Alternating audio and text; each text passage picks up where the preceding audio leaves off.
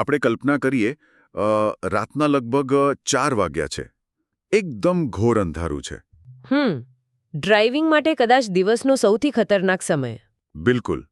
અને હાઈવે પર 60 કે 80 કિલોમીટરની સ્પીડથી એક 20 ટનનો મહાકાય ટ્રક દોડી રહ્યો છે. રાઈટ. અચાનક પેલો જે ટ્રકનું સ્ટિયરિંગ સંભાળતો ડ્રાઈવર છે ને, તેની આંખ માત્ર 3 કે 4 સેકન્ડ માટે બંધ થઈ જાય છે. ઓહ. અને એ 3 સેકન્ડમાં તે વિશાળ ટ્રક લગભગ 100 મીટર જેટલું અંતર કાપી લે છે. અને તે પણ બિલકુલ કંટ્રોલ વગર, અંધારામાં. આ ખરેખર બહુ જ ડરાવણું દ્રશ્ય છે. યા. અને સામાન્ય રીતે જ્યારે સવારે લોકો છાપામાં આવા અકસ્માતના સમાચાર વાંચે છે, ત્યારે મગજમાં સૌથી પહેલો વિચાર શું આવે? કે ડ્રાઈવર ઊંઘી ગયો હશે, ડ્રાઈવરની જ બેદરકારી છે. એક્ઝેક્ટલી. આપણે સીધું કહી દઈએ કે ડ્રાઈવરની ભૂલ હતી. પણ આજે આપણે આ ડીપ ડાઇવમાં એક એવા સોર્સ મટીરિયલ પર વાત કરવાના છીએ જે આખી વિચારધારાને પલટાવી દે છે. સાચી વાત છે. આજે આપણે સૈયદ અબ્દુલ હકીમના પુસ્તક હર ઘર સે એક સૈનિકના માત્ર ને માત્ર ચેપ્ટર 5 પર ફોકસ કરીશું, જેનું નામ છે ધ પ્રેશર્સ ધેટ પુશ અસ, એટલે કે એવા દબાણો જે આપણને ધકેલે છે. બહુ જ પાવરફુલ ટાઇટલ છે. યા. અને આજનું આપણું મિશન એ સમજવાનું છે કે રસ્તા પર થતા અકસ્માતો પાછળ અંશ માત્ર એક વ્યક્તિની બેદરકારી નથી હોતી, પણ એક આખી સિસ્ટમ, સપ્લાય ચેઇન અને કેટલાક અદૃશ્ય દબાણોનું બહુ મોટું જાળું હોય છે. વેલ, આપણે હંમેશા બધું બહુ સિમ્પલ અને બ્લેક એન્ડ વ્હાઇટ જોવાનો પ્રયાસ કરતા હોઈએ છીએ. અકસ્માત થયો તો વાંક કોનો? સિમ્પલ, વાહન ચલાવનારનો. રાઈટ. પણ હકીકતમાં સૈયદ અબ્દુલ હકીમ આ 5મા ચેપ્ટરમાં એક અલગ જ એંગલ આપે છે. હું સમજાવું. તેઓ કહે છે કે રસ્તા પર જે કોઈ ડ્રાઈવર છે ને, પછી તે પેલો હાઈવે પરનો ટ્રક ડ્રાઈવર હોય કે શહેરમાં ફૂડ ડિલિવરી કરતો કોઈ યુવાન છોકરો, તે બધા એક બહુ મોટા ઇકોનોમિક મશીનના નાના પુરજાઓ છે. ઓહ, એટલે આખી સિસ્ટમનો હિસ્સો છે. યા. તેમની ડ્રાઇવિંગ વર્તણૂક પાછળ આજીવિકાનો સંઘર્ષ, કોર્પોરેટ ડેડલાઇન્સ અને સિસ્ટમનું એવું અદૃશ્ય દબાણ હોય છે જે વાસ્તવિકતામાં તેમને જોખમ લેવા માટે મજબૂર કરે છે. ઠીક છે, ચાલો આને જરા વિગતે સમજીએ. કારણ કે આ પુસ્તકમાં ટ્રક ડ્રાઈવરનું જે ઉદાહરણ આપ્યું છે ને, તે વાંચીને તો હું ચોંકી ગયો હતો. 72 કલાકવાળી વાત ને? હા. દિલ્હીથી મુંબઈની સફર, અને તે પણ માત્ર 72 કલાકના ટાર્ગેટ સાથે. જો ડિલિવરીમાં થોડું પણ મોડું થાય તો લોજિસ્ટિક્સ કંપની સીધી જ ડ્રાઈવરના પગારમાંથી પેનલ્ટી કાપે છે. બિલકુલ.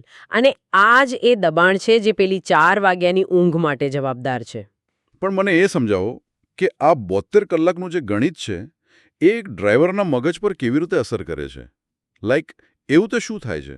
જુઓ, આ માત્ર સમયનો ખેલ નથી. આ પ્યોર બાયોલોજી અને ઇકોનોમિક્સનું કોમ્બિનેશન છે. ઓકે.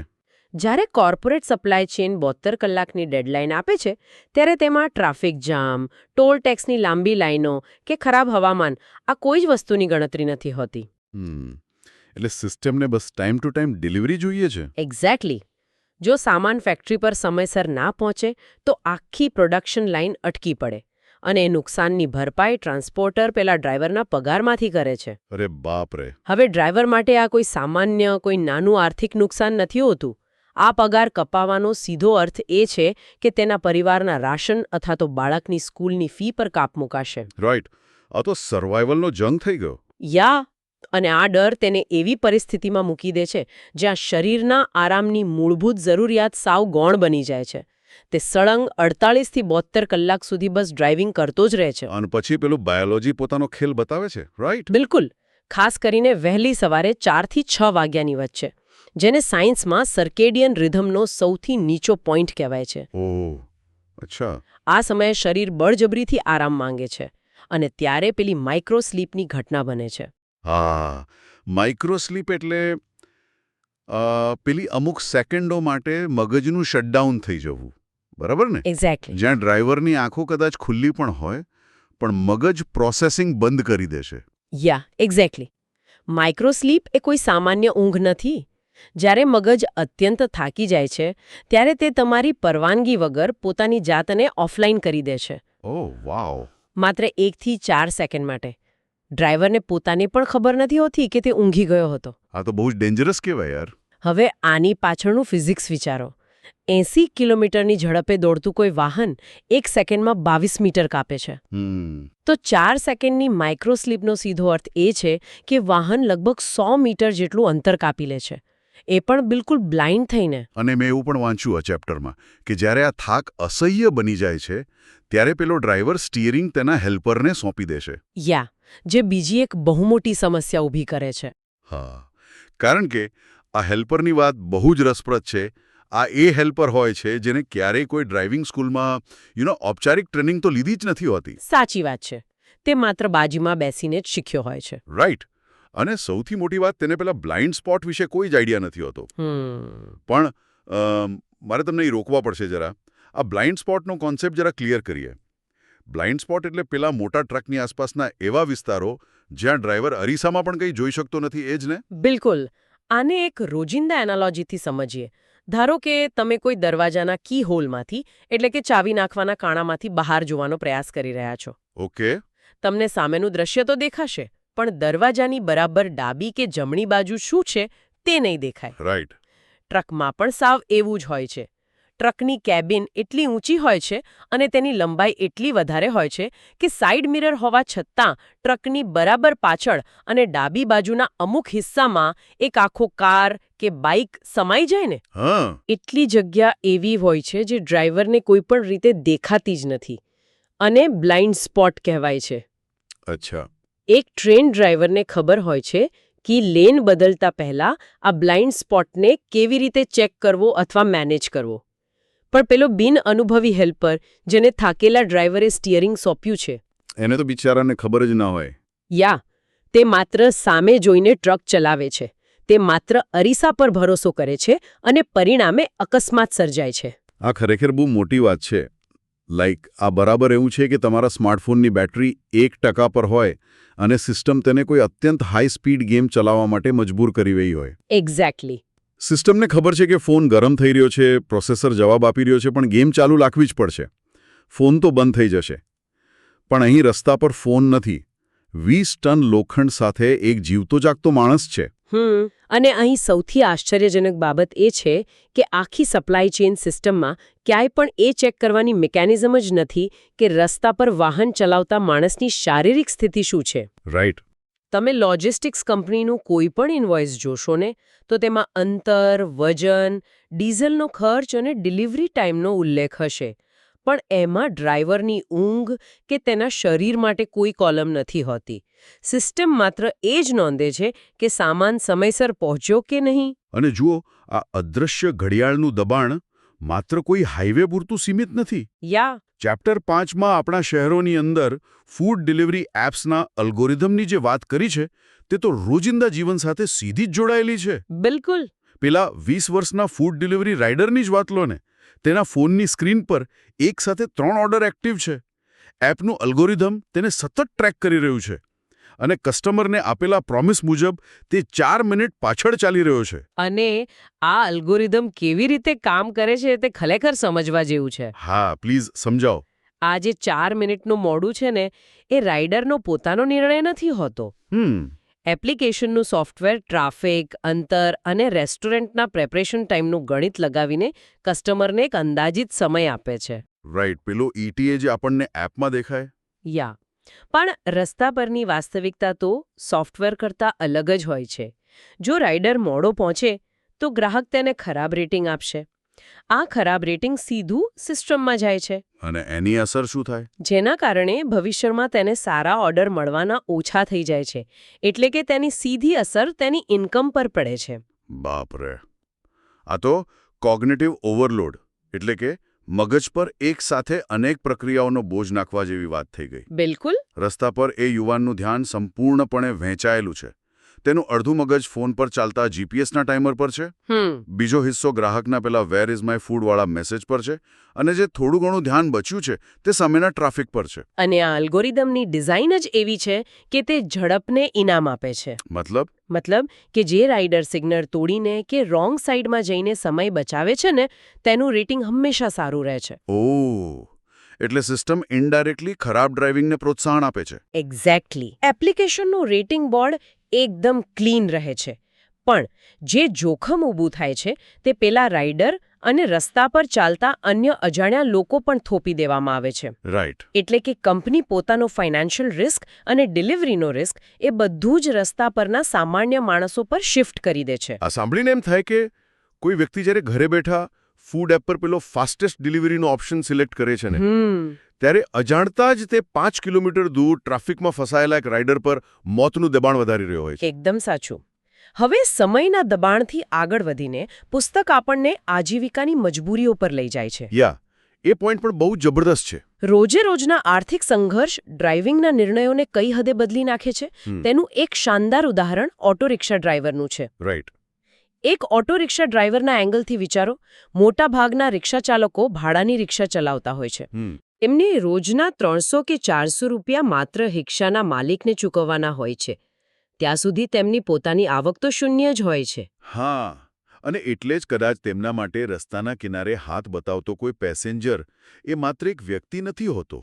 બિલકુલ. તે પેસેન્જર તેના દિવસની આવકનો, તેના ઘરના ભાડાનો અને કદાચ તેના બાળકની દવાનો એક સીધો હિસ્સો હોય છે. એ પેસેન્જરને બેસાડવાની ઉતાવળમાં જ્યારે તે રિક્ષાને અચાનક ડાબી કે જમણી બાજુ વાળે છે ને, ત્યારે તે પાછળ જોવાના અરીસામાં જોવાની 2 સેકન્ડ પર બચાવવા માંગે છે. બિલકુલ. આર્થિક અસુરક્ષા માણસને એ હદે લઈ જાય છે જ્યાં તેને સેફટી એક લક્ઝરી લાગવા માંડે છે. સાચી વાત છે. તે 2 સેકન્ડનો સમય બચાવીને પેસેન્જર મેળવી લેવા માંગે છે. કારણ કે જો તે અરીસામાં જોવામાં સમય બગાડશે તો પાછળ આવતી બીજી કોઈ રિક્ષાએ ભાડું લઈ જશે. આ એક સતત ચાલતી સર્વાઇવલ ગેમ છે. પણ મારે તમને અહીં થોડા રોકવા પડશે. અહીં મને એક બહુ પ્રેક્ટિકલ વિચાર આવે છે. જી કહો ને. હું તમારી માખોતે 100% સંમત છું કે આર્થિક મજબૂરી છે, ગરીબી છે, સર્વાઇવલનો પ્રશ્ન છે. પણ એક સેકન્ડ. સામાન્ય લોકો એવું વિચારે કે જો કોઈ વ્યક્તિ પોતાના બાળકના આવતીકાલના ભોજન માટે સંઘર્ષ કરી રહ્યો હોય તો શું એનો અર્થ એવો થાય કે તેને રસ્તા પર બીજા લોકોના જીવ જોખમમાં મૂકવાનો પાસ મળી ગયો? રાઈટ. કોઈ ગરીબ છે એટલે તેને ખરાબ ડ્રાઇવિંગનું લેબલ ના આપવું એ કેટલું યોગ્ય છે? કાયદો અને સલામતી તો બધા માટે સરખા હોવા જોઈએ ને? આ બહુ જ સચોટ અને જરૂરી પ્રશ્ન છે. અને લેખક સૈયદ અબ્દુલ હકીમ આનો બચાવ નથી કરતા. ઓકે. તેઓ એવું બિલકુલ નથી કહેતા કે ગરીબીને કારણે નિયમો તોડવા એ યોગ્ય છે. પણ તેઓ આપણને રિસ્ક કેલ્ક્યુલસ એટલે કે જોખમની ગણતરી કેવી રીતે અલગ અલગ હોય છે તે સમજાવે છે. અચ્છા, એટલે ગણતરી અલગ છે. હા. જ્યારે આપણે કહીએ છીએ કે કાયદો બધા માટે સમાન છે ત્યારે આપણે આર્થિક અસમાનતાને સાવ ભૂલી જ જઈએ છીએ. જ્યારે કોઈ 50 લાખની મોંઘી કાર અને ઓટો રિક્ષા વચ્ચે અકસ્માત થાય છે ને ત્યારે ભૌતિક નુકસાન ભલે બંનેને સમાન થાય, ગાડીઓ ભટકાઈ હોય, પણ તેની આર્થિક અસર બિલકુલ સમાન નથી હોતી. મતલબ કે કાર માલિક માટે નુકસાન સહન કરવું સરળ છે. બિલકુલ. કાર માલિક પાસે કોમ્પ્રેહેન્સિવ ઇન્સ્યોરન્સ હોય છે. રાઈટ. જ્યાં સુધી કાર ગેરેજમાં હોય ત્યાં સુધી તેની પાસે બીજી કાર હોય છે અથવા ઉબેર કે ઓલા કરવાની ક્ષમતા હોય છે. તેના માટે આ માત્ર એક અગવડ છે, કોઈ મોટી આફત નથી. અને પેલા રિક્ષા ચાલક માટે? એ જ તો. રિક્ષા પર પડેલો એક નાનો ડેન્ટ કે બમ્પર તૂટી જવું એ પણ તેના માટે 10 દિવસની આવકનું નુકસાન બની શકે છે. ઓ ગોડ. રિક્ષા ગેરેજમાં જાય એટલે તેટલા દિવસની આવક સાવ બંધ. ઉપરથી માલિકનું ભાડું તો ચાલુ જ રહે. તેના માટે આ કોઈ સામાન્ય અકસ્માત નથી હોતો, પણ આખી આર્થિક પાયમાલી છે. આજ તો માળખાગત અસમાનતા છે જે રસ્તા પર કોઈ ડ્રાઈવર વાહન લઈને નીકળે તે પહેલાં જ નક્કી થઈ ચૂકી હોય છે. બિલકુલ. આર્થિક દબાણ નીચે માણસ અસુરક્ષિત વિકલ્પો પસંદ કરે છે. લેખકનો હેતુ કોઈના ખરાબ ડ્રાઇવિંગને વાજબી ઠેરવવાનો નથી, પણ એ સમજાવવાનો છે કે જ્યાં સુધી આર્થિક અને સિસ્ટમના દબાણો દૂર નહીં થાય, રાઈટ, ત્યાં સુધી માત્ર ટ્રાફિકના નિયમોના બોર્ડ લગાવવાથી કે દંડ વધારવાથી મૂળ સમસ્યા હલ નહીં થાય. માણસ દંડ કરતાં ભૂખથી વધારે ડરે છે. આ પોઈન્ટ ખરેખર વિચારતા કરી મૂકે એવો છે. પણ જુઓ, આપણે અત્યાર સુધી ડ્રાઈવર પરના ઇકોનોમિક અને ટાઈમના પ્રેશરની બહુ વાત કરી. પણ આ બધું સાંભળીને એમ થાય કે ભલે ડ્રાઈવર પર દબાણ હોય, પણ જો આપણા રસ્તાઓ અને ઇન્ફ્રાસ્ટ્રક્ચર સલામત હોય તો અકસ્માત ટાળી શકાય ને? સાચી વાત છે. પણ ચેપ્ટર 5માં લેખકે જે ધડાકો કર્યો છે તે એ છે કે ખરી નિષ્ફળતા તો સરકારી વિભાગો અને ઇન્ફ્રાસ્ટ્રક્ચરના લેવલ પર પણ છે.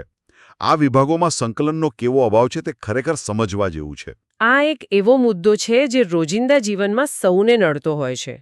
સરકારી નીતિઓ કાગળ પર બહુ જ સાયન્ટિફિક રીતે બનેલી હોય છે. Yeah. એન્જિનિયરિંગના સ્ટેન્ડર્ડ્સ હોય છે, બજેટ હોય છે, પણ વાસ્તવિક સમસ્યા ક્યાં થાય છે ખબર છે?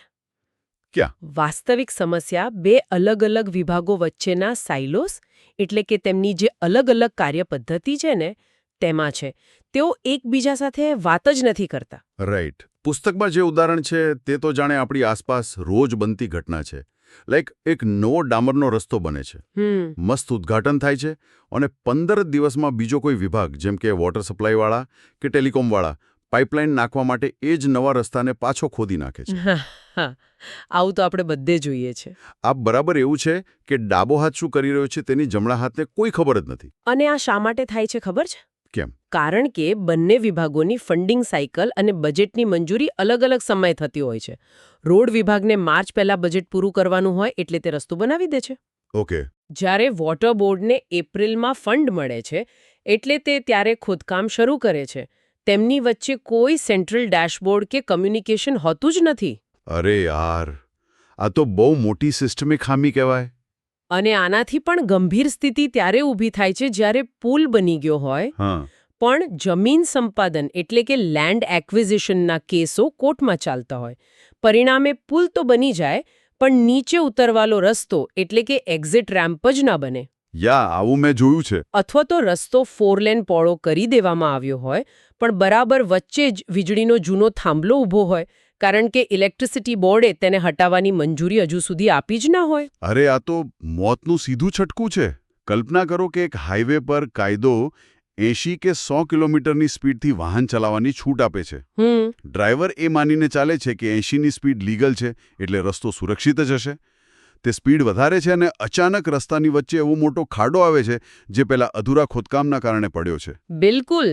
હવે અહીં અકસ્માત થાય તો તેમાં ડ્રાઈવરની બેદરકારી ગણવી કે બે અલગ અલગ સરકારી વિભાગો વચ્ચેના સંકલનની નિષ્ફળતા? એકદમ પોઈન્ટની વાત કરી.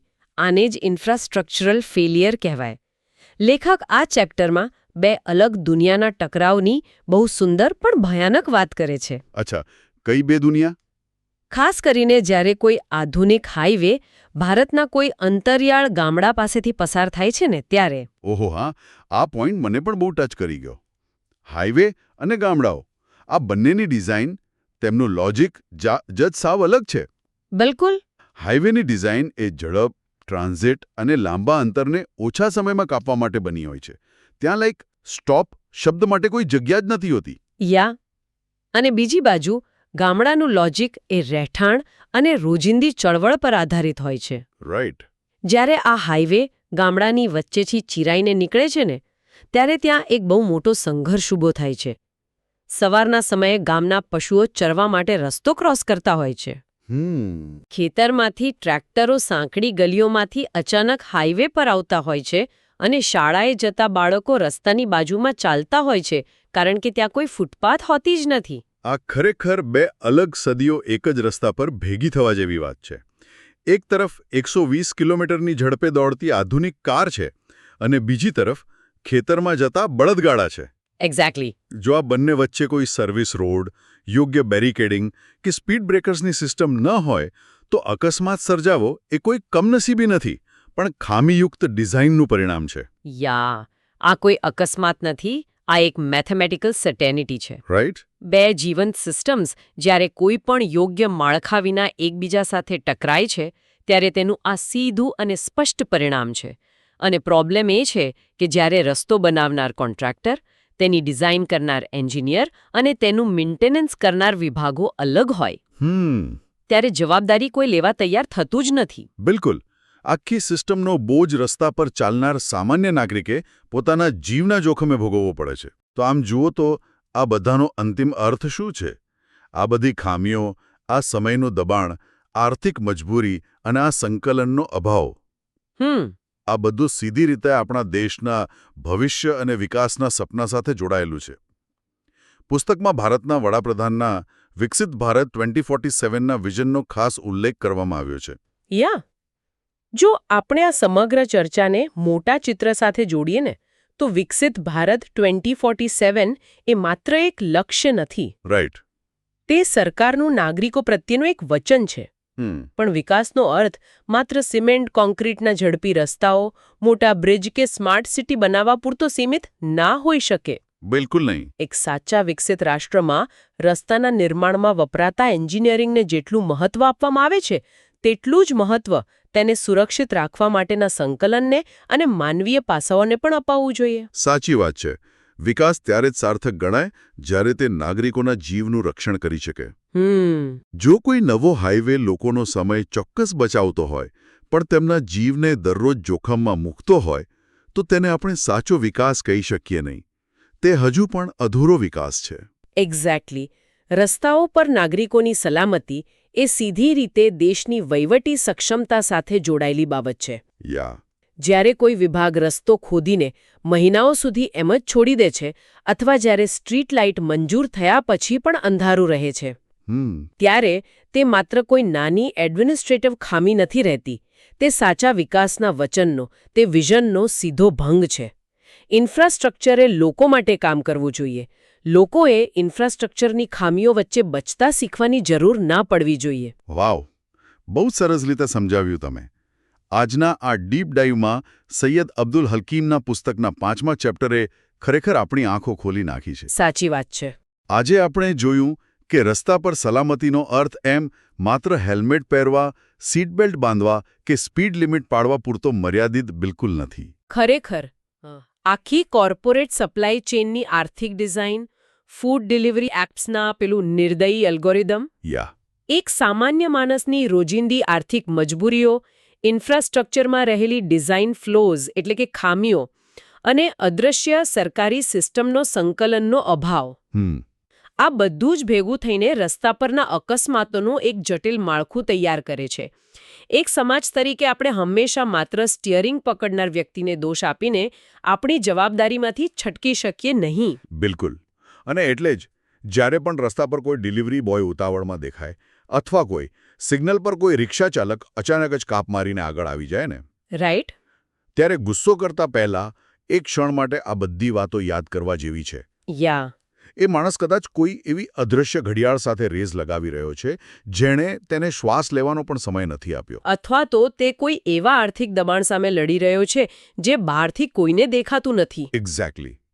રસ્તા પર ભલે બધા વાહનો સાથે ચાલતા હોય પણ તેની અંદર બેઠેલા દરેક માણસનો બોજ બિલકુલ અલગ અલગ છે. અને જ્યાં સુધી આપણે સિસ્ટમના લેવલ પર અને ઇન્ફ્રાસ્ટ્રક્ચરના લેવલ પર આ દબાણોને ઓળખીને તેને હળવા નહીં કરીએ ત્યાં સુધી ગમે તેટલા કાયદા બનાવીશું, રસ્તાઓ પૂરેપૂરા સુરક્ષિત નહીં બને. આ ગહન ચર્ચા પૂરી કરતા પહેલા એક બહુ જ રસપ્રદ વિચાર મગજમાં આવે છે. જી, કહો. એક ક્ષણ માટે આપણે કલ્પના કરીએ, જો આવતીકાલે આપણી બધી જ સપ્લાય ચેઇન સિસ્ટમ અને ફૂડ ડિલિવરી એપ્લિકેશન્સનું અલ્ગોરિધમ બદલાઈ જાય તો? એટલે કે સિસ્ટમ ચેન્જ થઈ જાય. જો આ સોફ્ટવેર ડ્રાઈવરોને સમયના આધારે રેટિંગ આપવાનું બંધ કરીને સલામતીના આધારે રેટિંગ આપવાનું શરૂ કરે તો શું થાય? વાવ, આ તો બહુ મોટો વિચાર છે. રાઈટ. જે ડ્રાઈવર સૌથી સુરક્ષિત રીતે કોઈ સિગ્નલ તોડ્યા વગર સામાન પહોંચાડે તેને સિસ્ટમ સૌથી વધુ રિવોર્ડ આપે. તો શું આપણા રસ્તાઓનું ચિત્ર એક જ રાતમાં બદલાઈ નહીં જાય? આ એક એવો વિચાર છે જેના પર કદાચ ભવિષ્યમાં કોઈ નવી એપ્લિકેશન કે પોલિસી બનવી જોઈએ. બિલકુલ. આના પર ચોક્કસ વિચાર થવો જોઈએ. આ વિચાર સાથે આ ડીપ ડાઈવ અહીં સમાપ્ત કરીએ. નવો વિષય, નવી ચર્ચા, ફરી મળીશું.